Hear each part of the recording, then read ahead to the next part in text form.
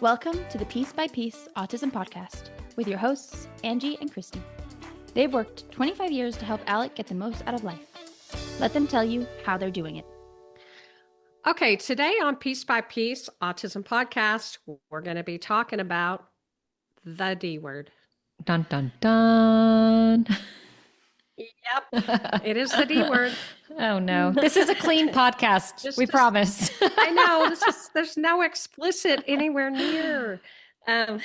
No, anybody who's done applied behavior analysis or ABA with their autistic child knows that there's data is our D word, and that comes along with the whole deal. And I cannot tell you how much I don't like it or have not liked it. I cannot even begin to tell you. So that is what we're going to talk about today. We're going to talk about what we've done in the past. We're going to talk about how we've made peace with it now. Yep. And where we're going with it and how we're making it work for us. Yeah. So. Yeah, and why we do it, right? There you go. Like it's been a part of Al's ABA life probably since the very beginning, because that is since what he we was do. 2 years old, little tyke. Yep. We had the very first little data sheets rolling in and me saying, what the heck is this? I'm not an analytical thinker. I don't do graphs. So what the heck? What the heck? Well, I know that for Alec, we are no longer doing a lot of discrete trial-based programming, but during things like that, it really is an important part of the puzzle, so to speak. The data is important. What can you tell us that, how do you describe what discrete trial is for people who are just starting with their 2-year-old or 5-year-old or just got their diagnosis? What is discrete trial to you? Oh, I think anything that we're structuring in smaller tasks. We're working on manageable steps and teaching systematically repeated questions, I guess, for, a trial over and over and over. We're practicing something small and simple. We called it table, or Alec later called it baby programs, where it's just a lot of repetitive process in small, simple steps. So, like foundational, starting foundational, going up to more intricate skills. Yes, one that you learn in a very structured way. Yeah, one I remember is like receptive language and practice with Alec across the table. I loved doing it. I loved actually keeping the data then, because we did get to see that progress grow. And data definitely has a place, but can get overwhelming and cumbersome. And I think a lot of people can be frustrated with the data when you don't understand the purpose of it. Like, is this actually doing something? Is somebody actually looking at this? And is this helping progress this kid's progress, So yes. I know for a lot of individuals, we take data for ourselves, right? You may track something you're working towards, a goal. I know for me, my husband is a huge cyclist, and he's made a goal this year to do a big old 120-mile bike ride over several mountain passes. And his training has had to be very structured, and he tracks how long he's training, how many miles he's training, the length of his rides with speed, and what his nutrition is, and how many carbs he's having per hour, and what feels good, and taking kind of an inventory after he rides to help that be as successful as he would like it to be. So obviously we know that goal setting, progress keeping, data tracking is not unique to individuals with autism, but it can become really cumbersome in a lot of ways if there's too much. And I think you've been to that point, right? Where you feel like I'm being buried in these data sheets, and what am I supposed to do with this? So let's talk about that experience. Well, I had been let's see, when Alec was 2, he was diagnosed. By the time he was 2.5, we had a home program in ABA, Applied Behavior Analysis. We took data, it seemed like, on every given thing that he was doing. We had data sheets. We had binders that were those big, thick ones, full of data sheets. A person would come in to work with him. They would take data. They would put their data sheet in. The next person would come in. And then by the time we went to our team meeting once a week, we would present the consultant with the data. And oh, he would just love it. It would be like Christmas morning for him. Seriously, just, I mean, the way that you can get a BCBA excited is you give them a big stack of data, binder full of data. They just love it. So anyway, we would take that in. He would look it over, and then he would graph things while we were sitting there and see whether Alec had made progress or not. So fast forward, we end up going out to California to try a new kind of consulting, which was more verbal behavior based. And in doing that switch to that kind of method, we go to see the consultant for the first day, and I have packed a suitcase with just my binders in it because I thought he's going to want to see all of my data, surely. Yes. And so I have all my data in there. I haul it up to the STARS clinic the first day, and I pull my binders out, and I said, so when is the part where you're going to want to see the data? I say to Dr. James Partington, who was at the time one of the big guys in autism. Yeah. And I was so humbled to be in his presence. It was like the Wizard of Oz, you know? And so I'm there seeing the wizard, and I'm going to show him my data. And he said, yeah, I don't really want to see it. Oh my gosh, it broke my heart. I thought I was going to just start crying. And I said, what? And he said, maybe we'll look at it later. He was not excited about it at all. And then I see the consultant that's going to work with Alec. I say to him, surely you want to see my data, right? He wants to see it, doesn't he? He said, nah, maybe we'll look at it in a couple of days. I said, but how are y'all going to work with him? What will you know what to do? Yeah. They said, well, why don't you tell us a little bit about where your son is where is he on language or communication? And I seriously felt like I was about to take this final exam that I had not studied for at all. Yeah. I was like, oh my gosh, I don't know any of this. Let me look at my data sheets real quick. Nope. I just want to know what you think he's doing. So I start to talk about it, and I realize I do know a lot of stuff. Yeah. And that's when Dr. Partington told me, you should always just have that on the tip of your brain.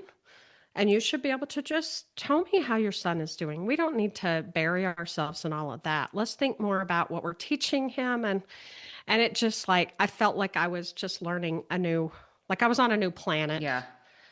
And that was just such a change for me. So anyway, I grew to not like data. And I will say that I've had a kind of a negative feeling towards it. And anytime our new consultant, after that first one, would bring it up, I would just go, But then it's just a necessary evil. Yeah, exactly. But two of the things that I really like are the assessment tools. I do love those because those are easy for me to digest. They're easy for me to glance at and kind of know where Alec is. One of them is the ABLLS, which we started using when we went to California. That's it covers like 544 different areas of learning, and it is just really intense. It's very in depth. Yeah. It's very in depth. It's like, but it's going to give you all of the things that you need to know to be a good learner, to be able to get independence in kind of all, like, lots of different categories. The other one that I really like, assessment tool, is the inventory of good learner repertoires done by Steve Ward with Whole Child Consulting. And it just lets you focus on what kind of a learner your child is and gives the strengths and weaknesses and kind of sets you up to evaluate a student's readiness for learning and to identify potential barriers to learning. And I thought those were very helpful. Yes. Yes. So that leads us to, what did we end up doing with Alec now?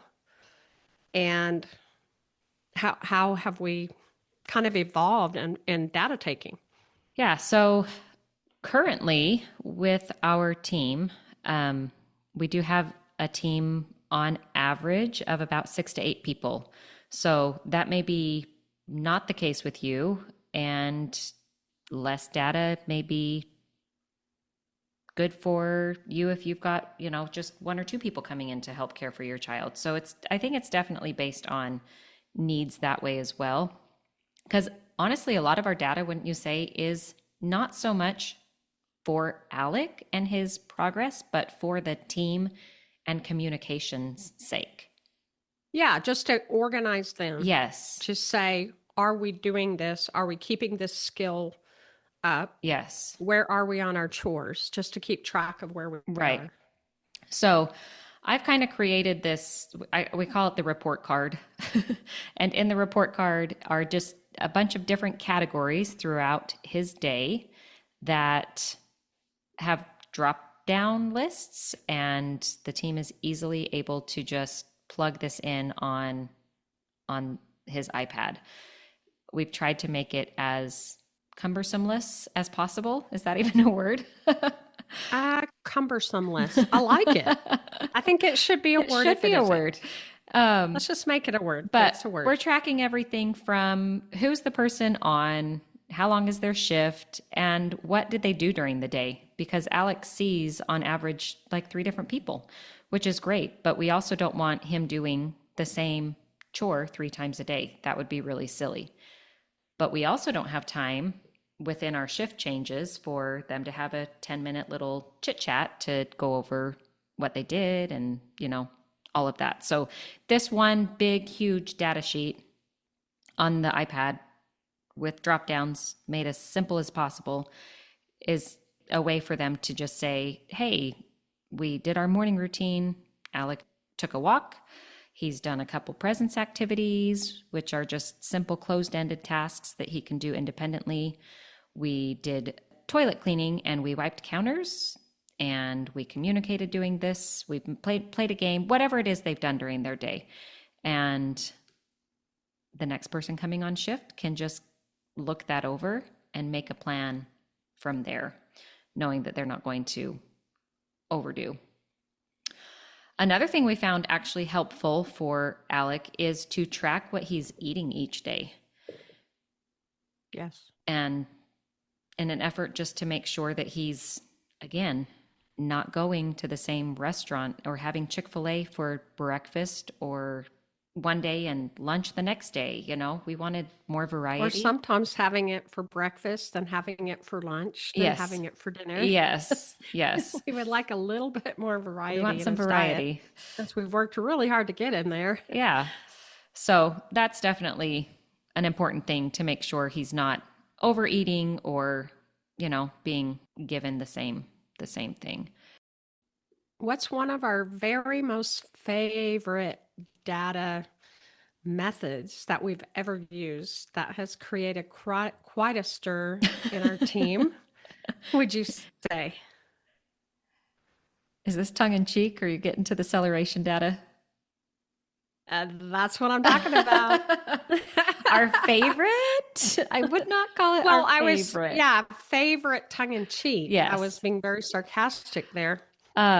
For a time, we had a gentleman come in who was looking at Alec's motor movement and planning. He loved celeration data, and we did not love celeration. I didn't even know what it was. It was so tiny, I would have to get my reading glasses on to look at it. Yes, these charts. It's just these tiny little bitty charts that, like, who can even see them? They're so tiny. Yes. It was functional for what we were doing, but it was very time consuming. The team didn't like it. It requires some math, which is hard for some people more than others. Me? And so you could Hello. get it wrong, and then it, skews the data. So, And then your graph is like making this crazy mountain but that you didn't really want it to make. yeah. So not our favorite, but it just takes some getting used to. I think some members of the team actually really liked it. The more like Yeah. soup or left brain kind of people. No, really again, thought like it was data in general intriguing. can be fun, right? Especially when you are making progress. You're like, ooh, I did this. It's like crossing off something off of your to-do list for some. That's true. It That's why I like the can be ABLLS. Yeah. That's why I like the ABLLS and the Good Learner repertoires, because I think they're easier for me to see. Just I don't know why. Yeah. I just do. I just do. They're a good snapshot for sure. Celeration, my least favorite. Yeah. And I in all of our years with our team, we've struggled with some who don't like to keep data or don't want to be burdened with it. So much so that we've tried a couple different ways. We've got their feedback.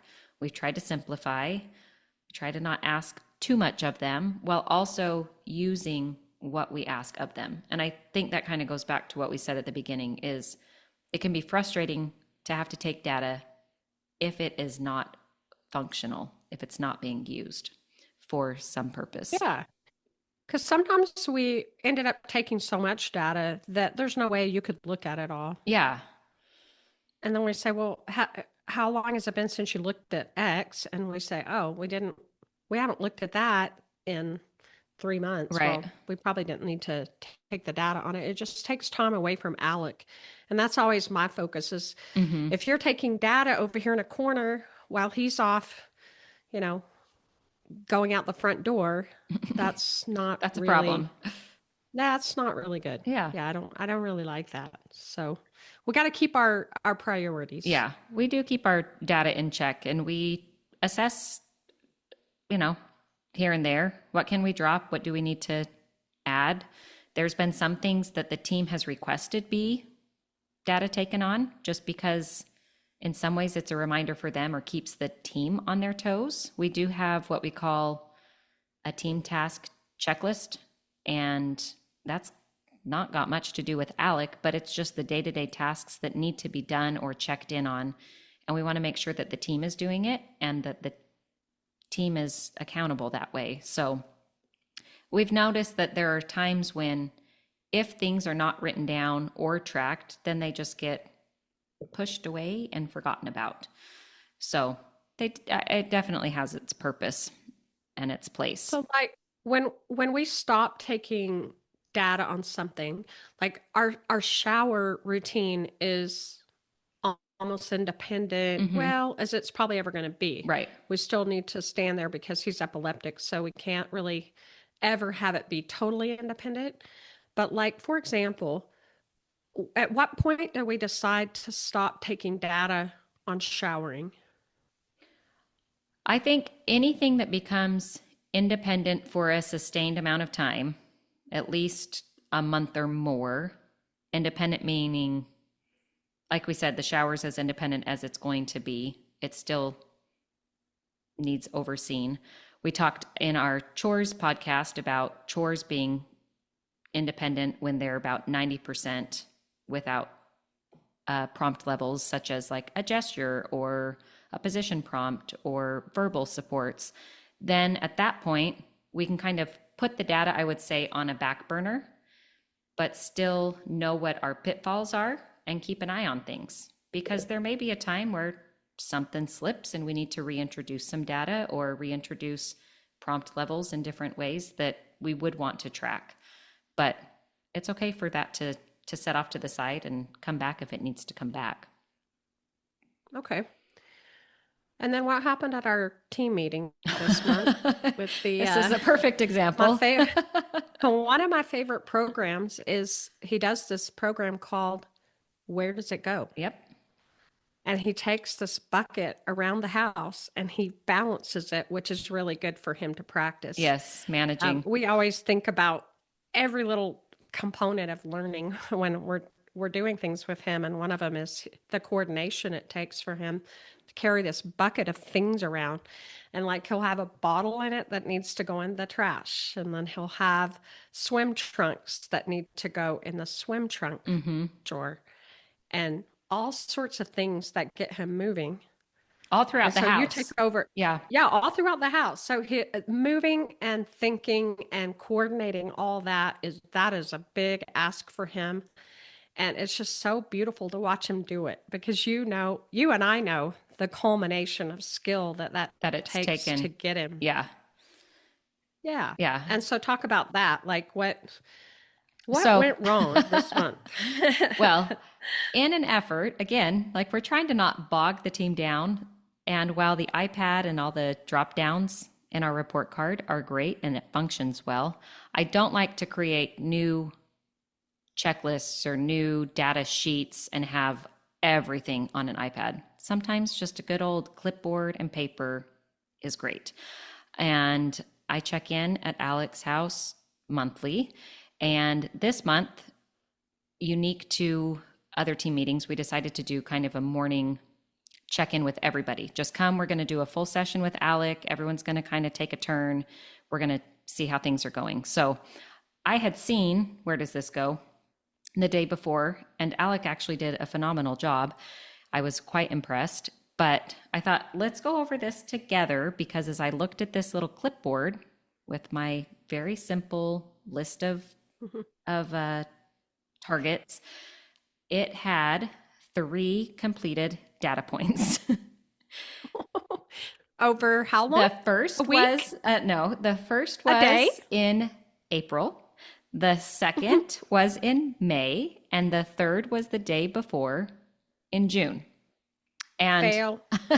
I had not actually taken the time yet in the visit to sit down and really dig into the data, because I just watched and saw that he was doing well. So obviously Alec is retaining this skill, and we need to. That's the great thing. That is great. This data actually did tell us that, and we need to increase the targets or challenge him in a new way, right? If the team had really been on their toes, they could have said, hey, we're probing this to see if he can go a month without doing it. Yeah, we did this and on still purpose. be able to have the skill. And he obviously did. So yay. Yeah. It worked. Good job, team. But that's not quite how it went. So anyways, this was just a telltale of like, hey guys, this obviously is not getting done, and I would love to see it done on a regular basis. Let's challenge him in some new ways. Let's put him on a timer. Let's get him moving faster. Let's look at how we can push this along, because he's obviously nailing what we've got here. But I thought of a downfall of data. what's that? Well, I mean, I can think of a lot of, well, sorry, I didn't mean to go negative again. I remember like early on in Alec's life, we really avoided checklists, within a session with Alec, because we found that if we did checklists too much, we would offer no kind of flexibility. Yeah, we would not teach any kind of flexibility. Everything we would be teaching would be routines, because people tend to fall into those checklists and they become a slave to the checklist, and they don't have the creativity to structure a session with him to where it covers all the different skills that we're trying to establish and master. And so the checklist can be a bad thing for a team. So we tend to use them more for the team to do certain tasks themselves. Right. Separate from Alec learning things. So that's a different kind of data. Yes. So within sessions, if you're saying people are coming in to work with your child, try not to give them a checklist, I would say. We were really taught not to give them a checklist so that they don't fall into that rut that will create a bad habit for your autistic child, and one they'll love because it will create a routine, Yeah. but you won't have the flexibility that we enjoy now. And it's one of the reasons why Alec is so easy to teach Yeah. and easy to take places, etc. Yeah. I For the think most part. we've broken down for our team and have a variety of categories and things to choose within all of those categories to keep the flexibility and the spontaneity high, right? So, Yes. but yeah, checklist could definitely be Yeah, you just have to problematic. watch it with checklists. Yeah, yeah. Yeah. Yeah. We like I didn't a want anyone to schedule. think we're promoting checklists Yeah. for your sessions with your child. No.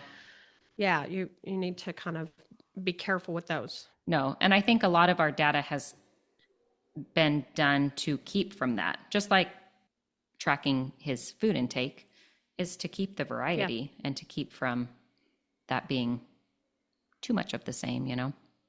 Exactly. Or having 3 cookies in a day or something. Right. You know? Yeah. We track treats and sweets and drinks and all the things. So Yeah.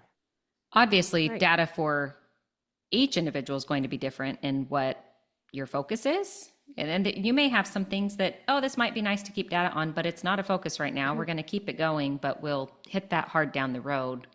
We're really zoning in here. And so this is what I want to track data on. It doesn't have to be every single thing your child is working on. Isolate one, track the data there for a time, get your pulse on it, and then move on to something else and set that off. So don't feel like, oh, that's just going to be too much. Just start. Yeah, you just can't get bogged down in it. For sure. You just have to keep the focus that your child needs the attention of and it also depends if you're dealing with a whole bunch of behaviors. Mm-hmm.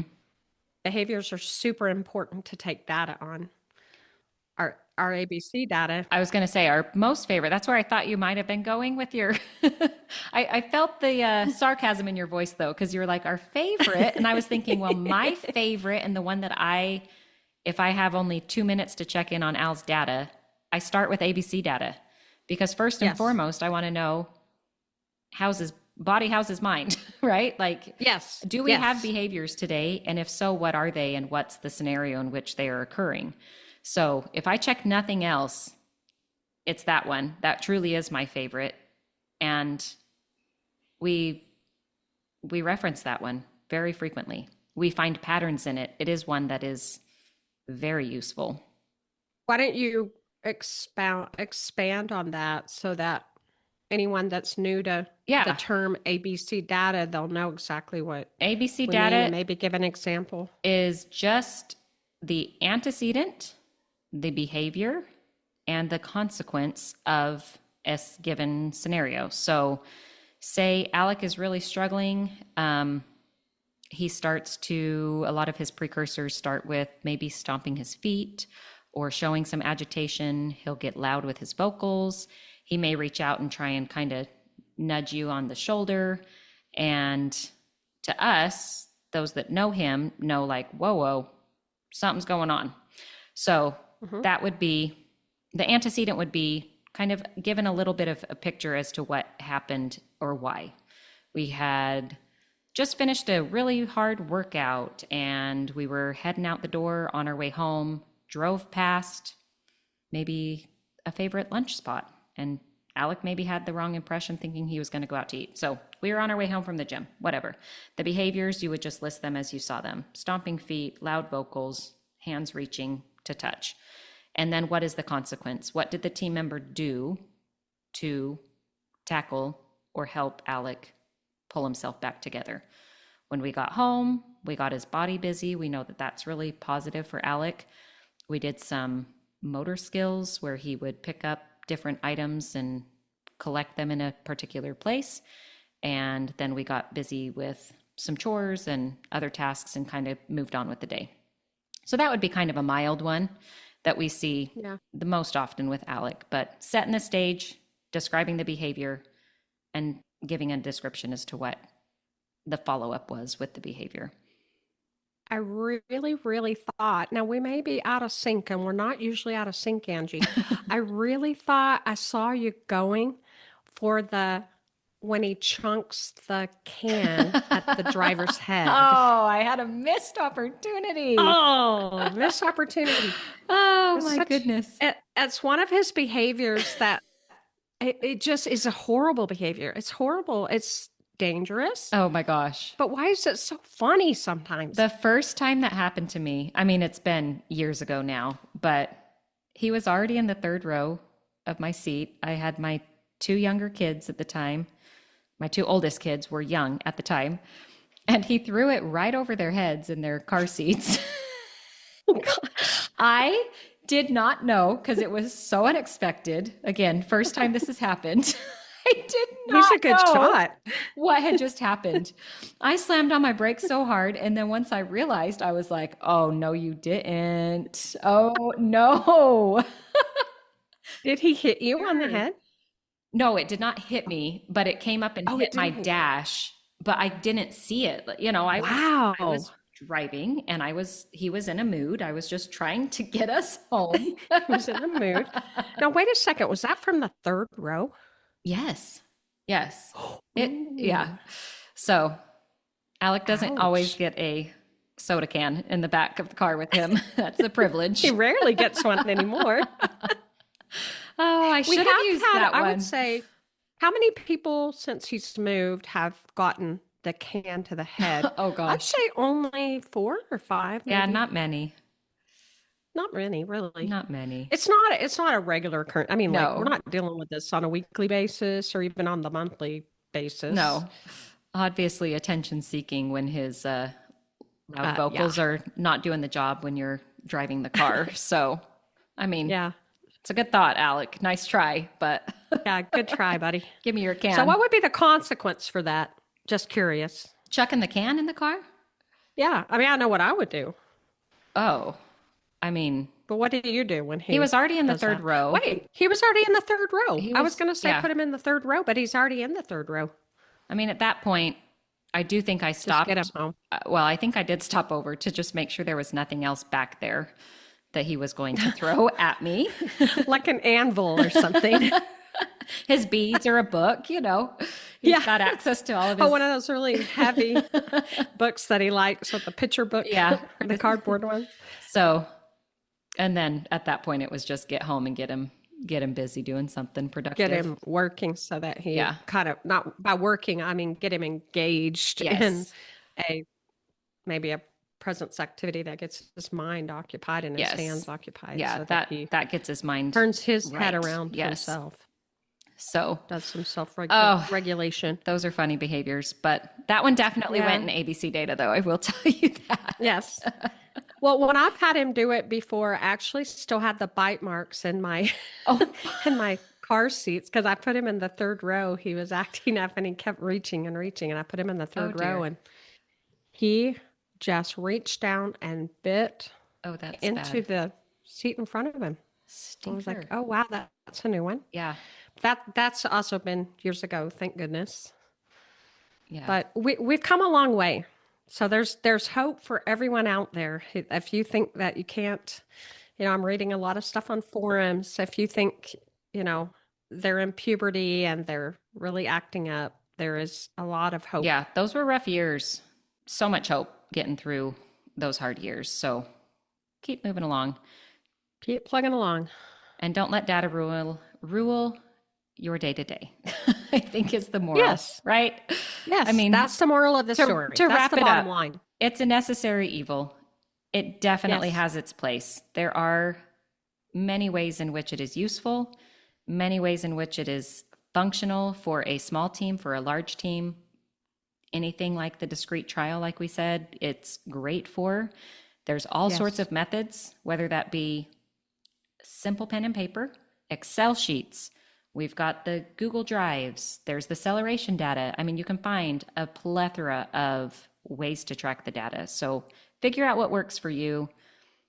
If it's the celeration, we won't hold it against you. It's fine if you're good at math and we're not. It's fine. No. We'll just be jealous that you can see that little thing without your reading glasses. I could do it with his big eyes magnifying closed. glass. I know. But all in all, just hone in and figure out what is going to help move your child forward with informed decisions with the data that you have, and go from there. Yeah, and that's all you can do. make sure to look at our stories on Instagram. We're on Instagram at Piece by Piece Autism Podcast. We're also on Facebook, and we're going to have some stories where we're going to be showing the data sheet that we use for our chores, so you can see it in detail. Data will always be a part of Alec's life, and it helps us get that little snapshot. So we've made friends with it. Use it as a tool. We hope you will do the same. Yes. That's a wrap for today's episode of Piece by Piece. If you're loving these conversations as much as we are, hit that follow button, share the show, and help us spread the word, because every piece of the story matters. If you've got a story, question, or idea, slide into our DMs to shoot us a message. You can find us on Instagram and Facebook at Piece by Piece Autism Podcast. That's PIECE, Piece by Piece Autism Podcast. Bye. Bye.